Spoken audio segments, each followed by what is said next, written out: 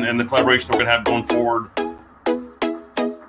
No better way to communicate to your audience. How do we grow strategically now that we've gotten the right path forward?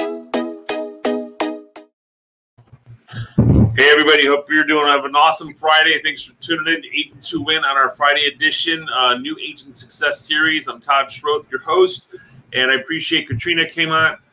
Sorry, not Katrina. Katerina. Your name got called out on our class last week. Katerina. Yes, Katerina. The blacklist.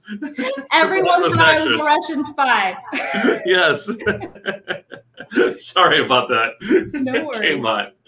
Is it Keymont? It is Keymont, yes. Perfect, perfect. At least I got the last name right. Anyways, so appreciate everybody tuning in and checking us out here. New Agent Success Stories. We're just trying to tune in because everyone's getting their license right now and wondering what to do and making moves in real estate. And I'm like, why not dive into a bunch of successful new realtors and see what they're doing to have success going forward. You know, a lot of people we've been interviewing lately are, you know, just about a year in the business. And that's like the 2-year mark is when people end up opting out because the second renewal fee comes around. They're like, I just spent $3,000. You know, I got to stay in for another year to see what happens. You know, so you're doing well. And I wanted to kind of talk about that. So let's learn about you for a little bit, you know, prior to real estate. What did you do before getting into the sales side or real estate? Yes. So prior to real estate, I was in hotel consulting. So basically our company, we partnered with different hotels, and really what we focused on was the guest experience and how to create incremental revenue by offering a better guest experience. So what we did was we partnered with the front desk operations and helped train their front desk agents on really how to fact find with their guests on what they're doing, on why they are coming to the hotel, and what is it that we already have at the hotel that we can offer to enhance their experience, which in the end would enhance the revenue and therefore create an incentive program for the agents and something that they can be proud of and make more money. So that sounds like it kind of really nurtures into your, or not nurtures, but tailors into your client experience on the real estate side then. Right, right. Absolutely. Absolutely. So I definitely enjoyed my job. I had a lot of passion for it. And then, you know, COVID hit. And I've always been interested in real estate. It's been something I've always thought of, but never really had the guts to make the move because I've always just been used to the corporate world, having a, you know, a consistent paycheck, having paid time off, a 401k, all that good stuff. So there's a good friend of mine who started real estate actually in Orlando. You've probably heard of her, 𝐓𝐴 She's on the Figueroa team, and she truly inspired me to get into it. So when COVID hit and even before, we used to work very closely together at the same company, and I would pick her brain. I would call her probably every week, every 2 weeks, and just say, how are you doing this? Do you like it? And she was like, listen, you need to get into it. You are going to do great. And if you have any questions, just call me. So that's really how I got into real estate. She truly inspired me. And here we are, about a year and a couple months into it. Perfect. That's gonna be one of my questions. So how long you been going? So you're approaching that you're in that 2-year realm, you know. Yes, just past a year. How did you choose like going onto a team versus being an individual agent? Well, so when I first got my license, I got my license June 30th of 2020, and then I interviewed several different brokerages. I was really I was set on going with Keller Williams, and then I interviewed with one more brokerage, and it was RE/MAX. So I hopped on with RE/MAX for a few months. And it was truly an amazing experience. I loved my broker and the people that I met, the people that I was able to network with and learn from. I just needed something different. And Livia kept on saying, Katerina, get with EXP, get on a team. And I'm like, what is the team? I had no idea what a team was, and if teams existed. So then we kept on communicating, and she said, well, I heard of someone, Melissa Miller. She's amazing. I'm going to get in contact with her and see if I can get you an interview. So Livia really, truly helped me get in touch with Melissa. And then as soon as I got in touch with Melissa, we had several interviews, and then Melissa chose to bring me on, and I couldn't have made a better decision. So I've been with Melissa. It will be a year on the 18th. So nice. It's almost been a year with Melissa. Nice. So what is your, I mean, how was it getting started during the pandemic? Especially getting in right away in June, right? I mean, like, we're kind of opening back up and, you know, seeing how things were going. It was very different. I mean, we had to be creative, think outside the box. I mean, I went door knocking in the midst of COVID. So, and it was interesting to see people's reactions. People would either just say, you're crazy, like, I don't want to talk to you, get away. Some people would just say, wow, I'm very impressed. Right. And so it was just, it was very, I mean, to me, it wasn't that hard because it gave us a lot of time to really learn, attend different trainings. I mean, as soon as I got my license, the board offers so many different trainings on marketing, how to prepare CMAs. So I really dug into those different trainings on how I can better myself and really be equipped to the industry. So, I mean, it was tough in the beginning because people were very, very, they didn't want to go see homes, or people didn't want you coming inside their homes. And it was tough to network in person because restaurants were shut down. So a lot of networking was through what we're doing right now, like Zoom or phone calls. But then once things started opening up a little bit more towards the end of the year, it started to get much better. And now we're facing that again. Right. It's like, do I go get the box of masks that are probably rotten in the corner, or do I need to order a new supply and try to run by the cases of toilet paper again? Right. I know. I think we're on our last few rolls from our hidden stash from last year. Wow. Oh man, you tell me that there's a toilet paper shortage and there's a mask shortage. We're stocking up.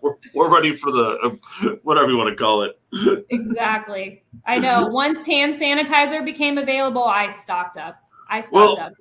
It's funny. We were going to host an event in March of last year, and we were failing to plan on it, accordingly. And we wanted to have a giveaway for it. It was right when I was starting this channel. So let's start doing some live events with it. So we had a friend that was going to fly in town, speak on social media. And like, let's do hand sanitizer, like, giveaways. So it's little portable bottles of hand sanitizer. And that was even before the pandemic was out. And we had like 200 hand sanitizer bottles. We ended up not having the event because I was supposed to go from Daytona, Orlando, Tampa over 3 days, and I was going to go down to Y'allstown on that Friday, like that fourth day. And we'll just do the state run. Let's just get it done. And then all of a sudden we cancel the whole thing, and now I've got 200 bottles of hand sanitizer. So hand sanitizer is flying off the shelf, yet I've got a whole stock of it in my office. And but it was all branded, and I'm like, now if I tried to order it, you couldn't get it. Or, now we can, but, if I was trying to do this 6 months ago, we wouldn't be able to get the stuff. No. Oh my gosh, that's funny. Yeah, so it was like we were prepared to get people prepared for the pandemic to at least keep their hands clean, But it's been an interesting, segue, going in and out of things here. And some sellers want you to wear like bodysuits when you walk in, and take your shoes off and or put on booties and masks and gloves, and like, I don't even want some of these houses. Like, I have buyers, can we go see that one again? I'm like, really? That's the one with the booties and the masks and the gloves that they want you to dispose of at their front door. And it looks like a overflowing trash can of garbage because everyone coming in and out. Yep. And then don't bring in your kids, because I don't want the kids touching my stuff because they might have COVID on their fingers. And it got very interesting trying to show stuff. So it was really weird last year. Yes. Yes. No. It's still like that. It's still like that here. Yeah. And I will say some clients are like that. I mean, I'm at the physical therapist this morning, no mask on. Everyone's some are covered up, some aren't. Sexual lessons last night. I felt weird because I'm the only one in this little waiting room with no mask and everybody around me has a mask on. It's like, really? But that's, at least whatever. I'm not one that's running all over the place where, trying to, be protective, but I'm fine, whatever. Right. Don't run with I don't run with the crowd. So what is your day like now, with showing, just, going in, let me back up. What was your sales volume last year for 2020? So when I started with Melissa in September, was really, just starting to work with my clients. So I did close on my first sale in December. Okay. And I also did a rental too. But then all my sales just started into 2021. So far I have sold 16 homes and closed 2 rentals. So here's a question. Going into, let's talk about you moved onto the team in September. What does the onboarding as a team member look like for you? Yeah, so basically you have training through the brokerage. So through EXP, you have to do several trainings. And then, my broker, Melissa, she has a separate training platform that she wants you to complete. But, she knew I was in the business for a few months and I was really itching to just start. So she was like, okay, you could get some leads, but you have to do your training. So I was doing both, and juggling both. But I, would wake up and start the training so I can start going out with clients and helping them find their home. What type of trainings were you getting involved in? So we have a training platform called Workman Success. And it basically went through how to set up your business, what are your goals, how to financially plan, and then also how to work with buyers, scripts, how to work with sellers. So those were the different trainings. And now, which you're aware of, we are part of a track program where we're tracking our results, which Melissa, we already did that in the past as well with Workman, but this is just some type of different tracking and just new ways, new scripts, new ideas on how to really be successful. So yeah, that's how our training worked. We had different training topics. So just a random question. What do you feel is the difference between the Workman Success stuff and then the Track Plus program? I would say the main difference is with the track, you have a coach who we meet every week and we talk about what we've learned and give feedback. And she's kind of holding you accountable, which is nice. Melissa sends the emails out every Wednesday and Sunday night. It's like, give me your numbers. I know some of you guys aren't doing it, but get them in. Exactly. So I would say that's the main difference is you actually have a coach that's, pushing you to be successful and get your numbers in and complete the training. Of course, Melissa always holds us accountable no matter what. So, that's great. So I would say, that's really the only, the content is similar, but different. It's really hard to pinpoint what's very different with the content. I would just say just different approaches and verbiage that you learn from one versus the other. And everyone is going to have their own, authenticity when it comes to talking with clients. So I think it's always great to just learn what other people would say. And that's something that we've been doing. My team member and I, Jennifer, we get on Zoom every morning at 8:30 in the morning and we role play with each other. Nice. And I'll be the agent and she'll be the seller or the buyer and then vice versa. And what she might say, I would have said, oh, I like that. I like how you stated that. And then same thing with her. So we just learn from each other, which is nice. So now does your whole team do that or just the two of you guys? I can't speak for my team, but we do have a weekly role play with our sales manager. She does a weekly role play with us where everyone on our team is invited. But Jennifer and I, we decided to be accountability partners. I love it. So yeah. And you guys are doing the role play back and forth, which is great. And you're holding each other accountable. You get in the phone every day. It is nice to role play with somebody. I think it's, you know, I had an agent recently, and I kind of say this a lot, who said, I don't need to role play because I don't want to sound like a robot, or I don't want to script practice. I don't want to sound like a robot. Well, I'm 20 years in this business, and I still love to script and have some knowledge on things because things change. The concepts change. As you say, Workman Success Systems is doing it one way. Track Plus is doing it another. It's the same idea, just presented differently. And so you're learning a new way to present things. And they're both probably older systems, just let's put a new spin on it a little bit. And so I like what you guys are doing there. That's pretty cool. Yeah. So, yeah. It's fun. So my next question was going into what does your day look like? So now we know 8:30 to 9 you're doing role play. What do you have going on, you know, from like 9 to 5? Well, so even before that, so I wake up at 5:30 in the morning. And I go and I do my workout, and that really helps. I mean, there's a lot of stress that's involved with this industry. You need to run a marathon every morning, I think, to get the stress out. Yeah, I definitely don't run a marathon. Just 2 miles, you know, quick and easy. Sometimes I do a different type of workout, but it's nice to kind of get up, get going. Yeah. And then, yes, then I either try to read for about 15-30 minutes, or just do something before I even get on the computer with Jennifer at 8:30. And then after that, some mornings we have our team huddle. So we have another meeting, and then I either check emails, check MLS, respond to emails, respond to clients that I need to right away.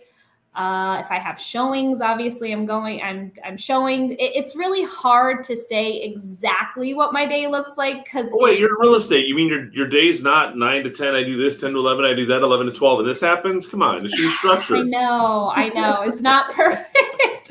Some days my days end at 10 p.m. You know, so it's very difficult to say what it looks like. But I can tell you that when my husband comes home, he's always like, "Why is the TV not on? Turn on the TV."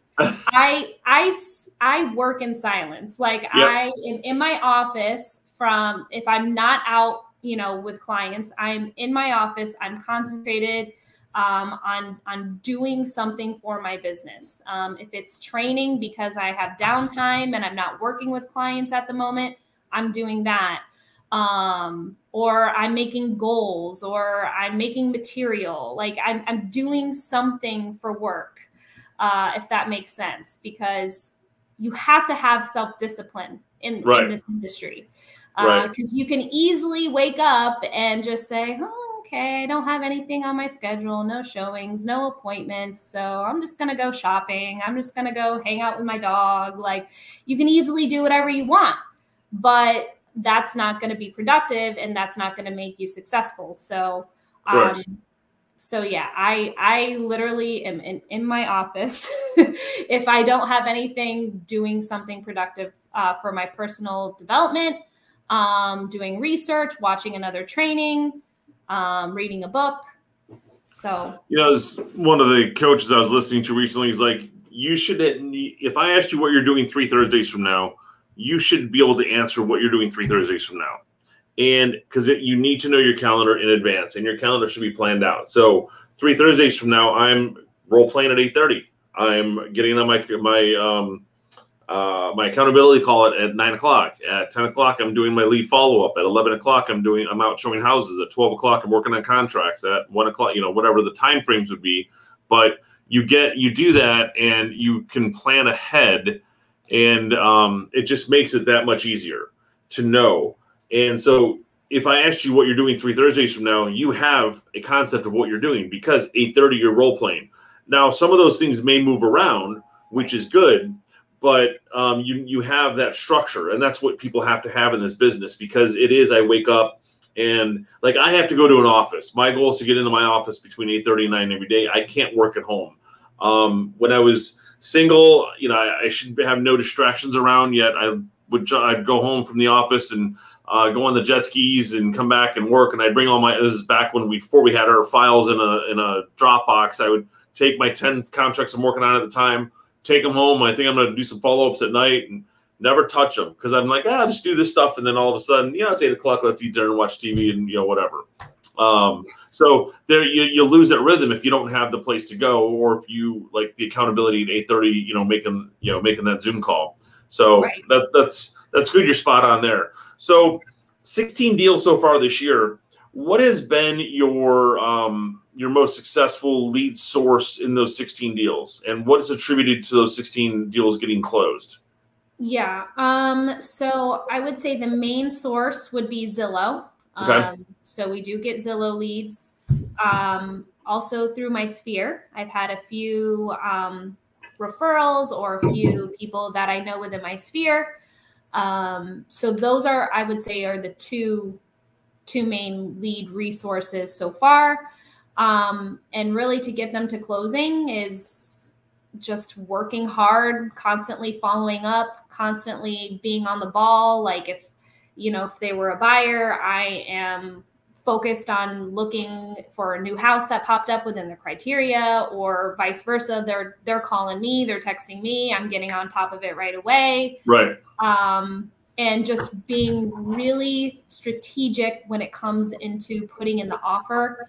Obviously, we all know, well, maybe not all of us know, but most of us know that we are in a multiple offer situation. So we have to get on the phone with the listing agent if we can, try to get any type of information about, you know, how we can make our offer stand out.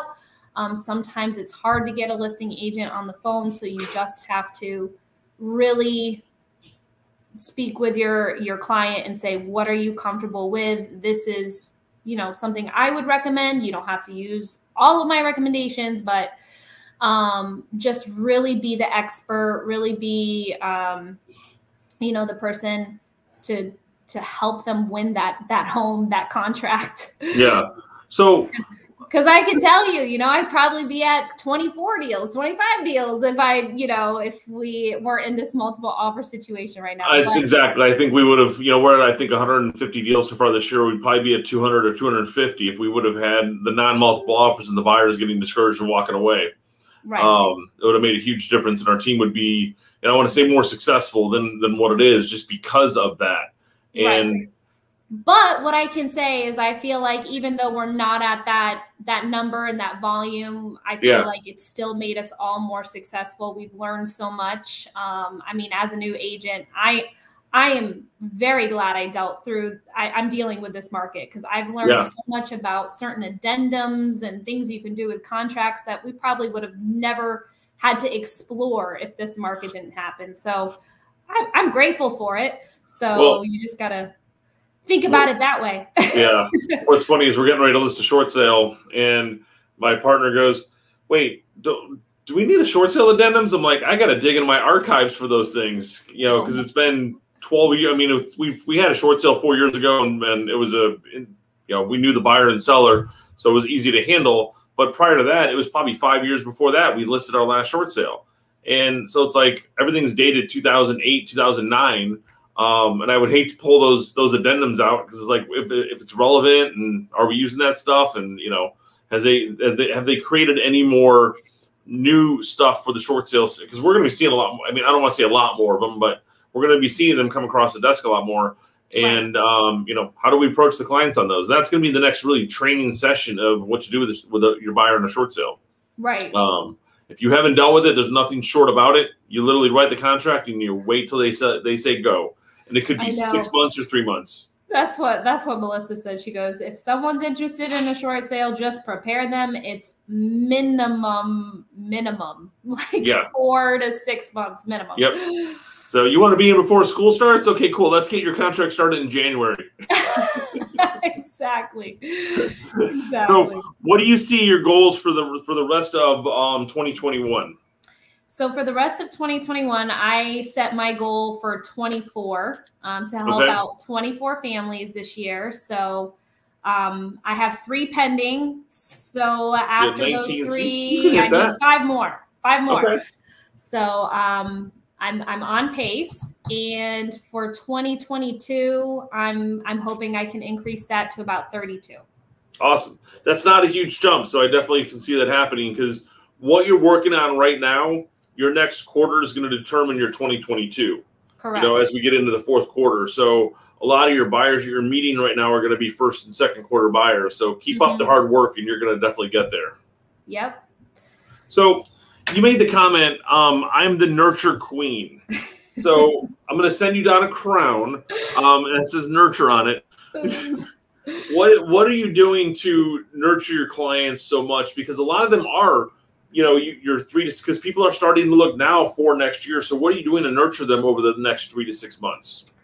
Yeah, so I organize all of my clients in a lead tracker, and every single touch point, I try to put notes of what our last conversation is, where they're at. A lot of my clients are still just working on building their credit to where they want it to be, or saving up another 5,000 to 10,000, like whatever it might be. I am always notating that, listening to what they're saying. And, you know, at the end, I try to say, you know, okay, so wonderful, keep up the great work. Is it all right if I follow up with you in another month just to see how you're progressing, see how you're doing? Yeah, of course, call me anytime. So it's just always staying on top of it, at least trying to touch them once a month. Sometimes I'll hear my clients or my leads say, you know, please, can you just follow up with me in about 3 months? I'm not ready. Just so, like, I'll notate that. If they tell me a specific time, like, I will respect that, because I understand how they are. I mean, because I've talked to them several times, so I know they know who I am. I've sent them my business card. I've probably sent them a video before. Hopefully we've met in person, if not over FaceTime or Zoom. So if they tell me, listen, Katerina, I need 3 more months. Okay. I respect that. And I'll call them in like 2.5 months. Right. It's like the 6 to 12 month buyer is really 3 to 6, but you are staying in touch with them. They do know you. They do get to know you better. Are you doing buyer consultations with them to get them to like know your process more, or what do you do there? I do need to get better at that. I wait till they're a little bit more ready, but there's no excuse to why I can't do it before. So I definitely should start doing that a little bit sooner, as soon as I connect with them. I like to meet people in person. I don't really like doing it over Zoom. So, you know, if they're out of state, then I have to. But I'm not sure if you knew, but Melissa, we were moving offices, and our new office is now open. So I'll see you next weekend. I'll be down there. Really awesome. Yep. Looking forward to meeting you. Yeah. Yeah. So I just need to be more proactive of actually getting them in person and sitting down with them and going through the process. So cool. Yeah. Something I don't do, you know, 100% of the time, but I need to get better at that. Yeah, I think they're great. Not that I'm trying to sit there and make you sign a buyer agency agreement, but let's get to know each other. And that's like when the phone rings, you can get to the person. If they want to go see a house and you haven't met them before, go to the house, go meet them. Because the more you can get in front of people, the better the connection is going to be, and the more you're going to be able to attract them as a client. Right. And a lot of times that's how I meet my clients for the first time. And what I do now is I prepare a folder, I print out our buyer success package, and I kind of give them like a 10 to 15 minute spiel of what to expect with working with myself and my team and the process. And of course, I ask them, if you have any questions on anything, you know, let me know, and we can meet even further, or call me on the phone, whatever we need to do. We can do that, but I kind of give them a mini consultation the first time I meet them.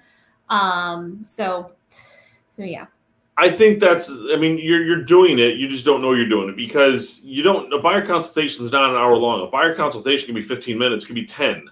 Right. So you're getting it done. It's just, you know, you're not doing it in an office. You're not, you know, it could be over the phone. And a lot of just doing your Q&A. You know, and I tell my clients that are longer term, guys, if you see something you want to see, let's go look at it so we can gauge the market. So when we know when you're ready. Now we're not going to go out and look every weekend.